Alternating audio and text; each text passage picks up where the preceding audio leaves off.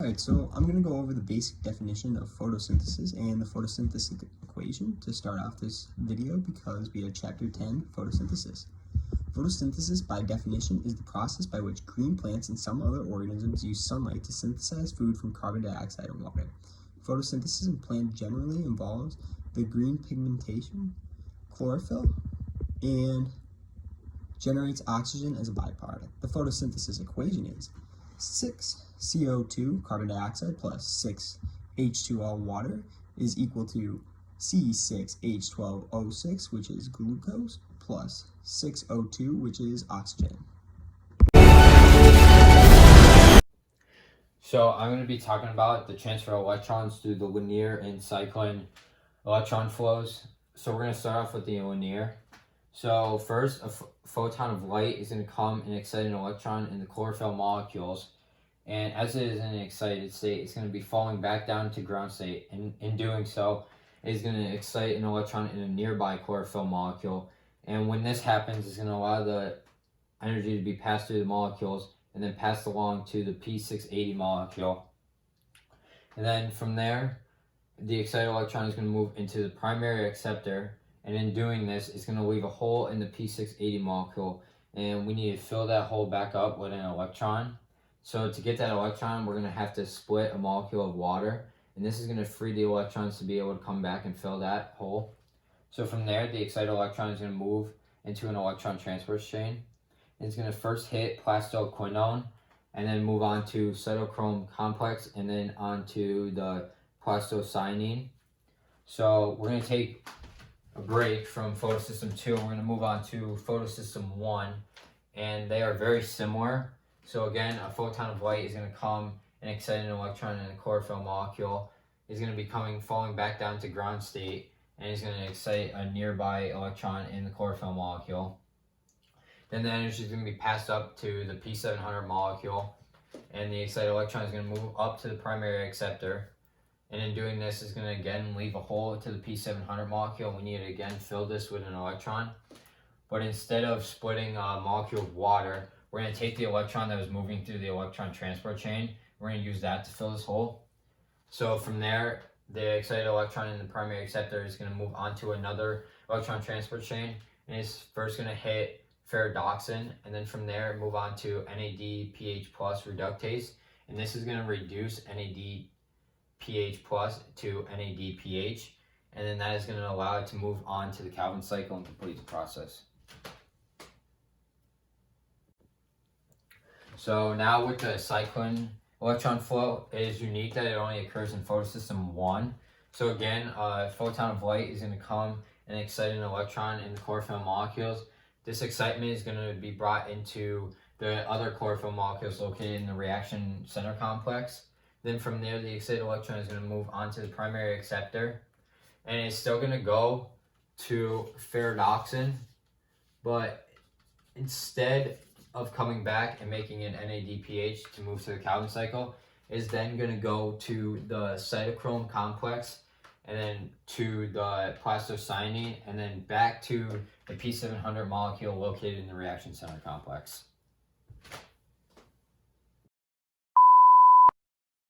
Alright, so I'm going to describe the similarities and differences between oxidative phosphorylation in mitochondria and phosphorylation in chloroplasts. Both oxidative phosphorylation in mitochondria and phosphorylation are similar and different in many ways. To start off, both these processes allow for the production of ATP. They do this by the same basic mechanism of chemosis. Chemosis is the process in which energy is stored in the form of a hydrogen ion gradient across a membrane, which is used to drive cellular work, such as the synthesis of ATP. In both processes, an electron transport chain pumps protons across a membrane as an electrons pass through a series of carriers. By doing this, the electron transport chain transforms redox energy to the potential energy stored in the form of an H plus gradient across the membrane. Then an ATP synthesis complex in both organelles will couple the diffusion of the hydrogen ions down their gradient to phosphorylation that occurs, turning ADP into ATP. Another similarity in these two processes is that both organelles use their inner membranes to perform their processes. For this, the mitochondrial matrix is used in the mitochondria, and in the chloroplast, the thylakoid lumen is used.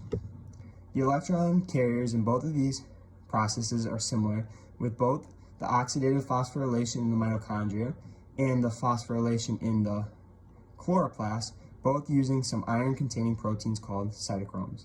With all this said, there are many differences between oxidative phosphorylation in mitochondria and what is sometimes referred to as photophosphorylation in the chloroplast.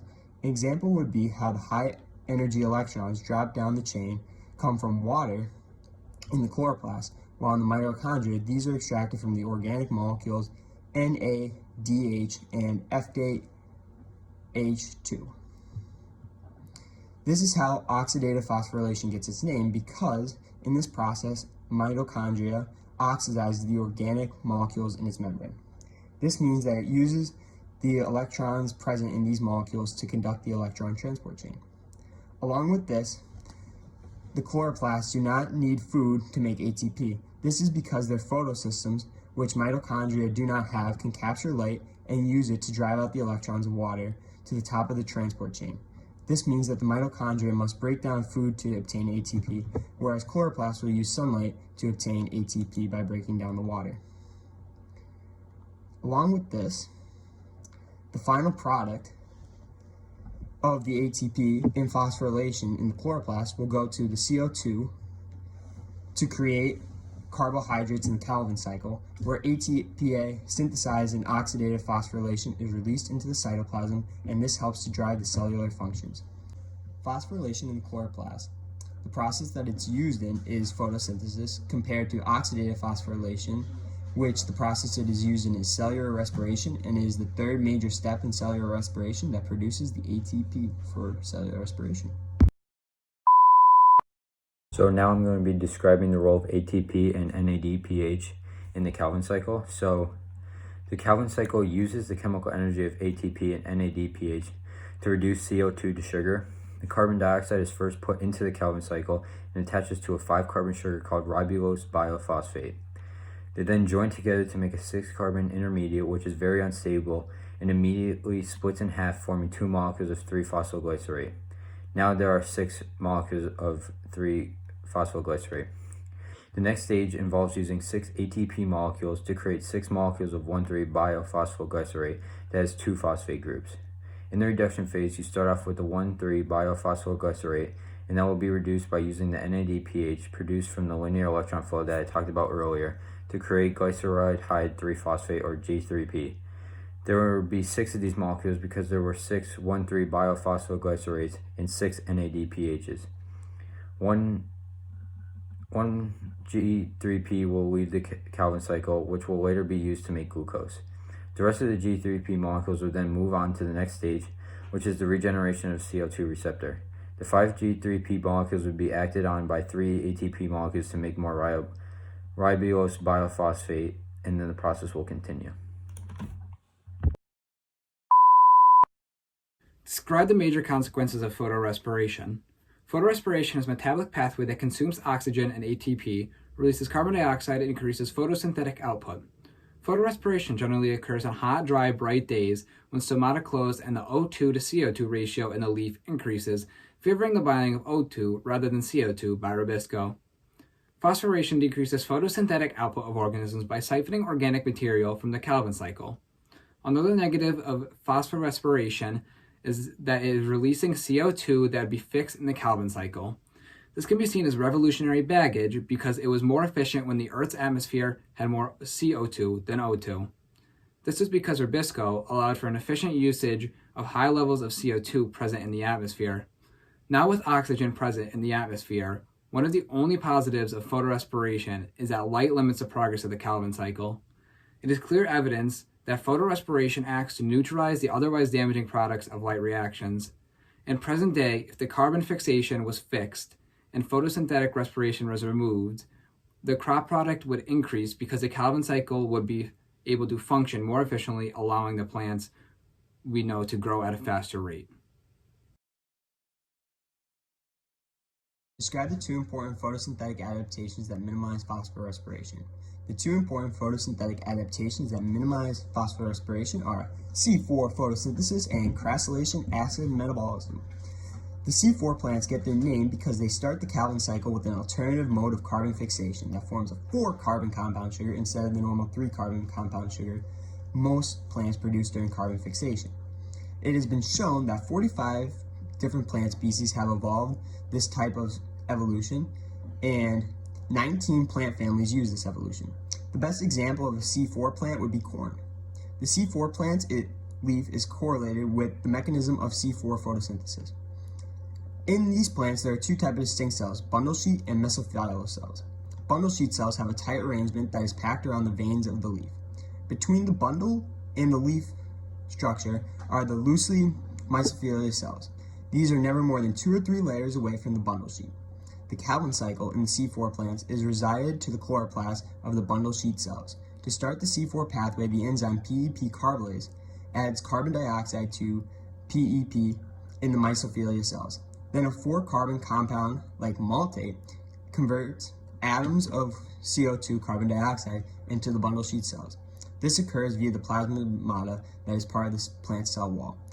The CO2 is then released into the bundle sheet cells starting the Calvin cycle. The C4 photosynthesis adaptation spends ATP in turn to minimize the phosphorespiration and enhance sugar production in the plant. This adaptation is best seen and used in plants that experience intense sunlight and where the stomata is partially closed during the day.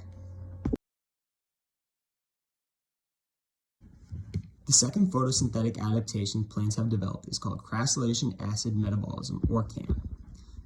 This type of adaptation has helped many succulent plants, aka water-storing plants, evolve. These types of plant families use their stomata to adapt to certain environmental conditions. Some examples of these types of plants would be cactus and pineapple. Closing their stomata during the day helps plants conserve water along with preventing CO2 from entering the leaves. Compared to the day, at night their stomata are left open, allowing plants to take in CO2 and incorporate it into a variety of organic acids. This mode of carbon fixation is called crassylation acid metabolism, or CAM, like I stated before. The CAM plants store the organic acids made the night before in their vacuoles until morning, and when their stomata is closed during the day, light reactions are able to supply ATP and NADPH for the Calvin cycle, and CO2 is released from the organic acids made the night before, so they are able to become incorporated into sugars in the chloroplasts. Big idea number 1, evolution, ties into this whole chapter because the core processes that define this interaction are enabled by cellular structures that evolved early on in our planet's history. It enabled the capture, storage, and use of free energy. Plants have evolved into being able to conserve water, absorb sunlight through their photosystems. They have learned to close their stomata on hot days to conserve water. C3 plants developed a method of phosphorespiration under an atmosphere where the CO2 was higher than oxygen, and this type of phosphorespiration was more beneficial. At present day, this is no longer the case. Plants have continued to evolve to find ways around errors. Photorespiration creates being the C4 plants and CAM plants. Both these plants have alternate methods of phosphorespiration that creates them more efficient in their environment. Big idea 2, energy, ties into this chapter because photosynthetic organisms capture free energy present in the sunlight. Autotrophs have developed a method to capture sunlight and turn it into chemical energy for food. This chemical energy is then used by plants to perform their life processes. Heterotrophs then are able to feed off the autotrophs that use sunlight to produce food. This allows for a free energy system that the heterotrophs are able to feed on the autotrophs that use photosynthesis to create food for themselves. This allows for the heterotrophs that feed off these autotrophs to have a constant source of food, which in return gives them an energy they need to perform life functions. Big idea number 3, information, ties into the whole chapter because in the standpoint of information, it can be best demonstrated by how when a plant receives sunlight from the sun, it then uses to conduct a process of photosynthesis. This process allows for the plant to create its own food, which can be stored to perform its life's functions. Along with this, it is shown throughout this chapter that plants have evolved to better themselves in their atmosphere and conditions. Alright, big idea number 4, systems. And this is an autotroph right here, this plant. And it is right now conducting photosynthesis from usage of gaining photons from the sun. And that is a very complex system that is going on right now at this very moment inside this autotroph. It is taking the sunlight from the sun and turning it into energy it needs to conduct its cellular functions. Then, heterotrophs will feed on autotrophs like this to gain energy from themselves, creating a free flow of balanced energy system throughout all of Earth. Then, inside this very plant at this very second is the light reactions going on, which are very complex processes that are constantly flowing through this plant as we speak, along with the Calvin cycle that is constantly flowing and producing ADP and NAD+, which are then used in the light reactions to create ATP for the Calvin cycle. And that is how systems are related to the big idea of Chapter 10, photosynthesis.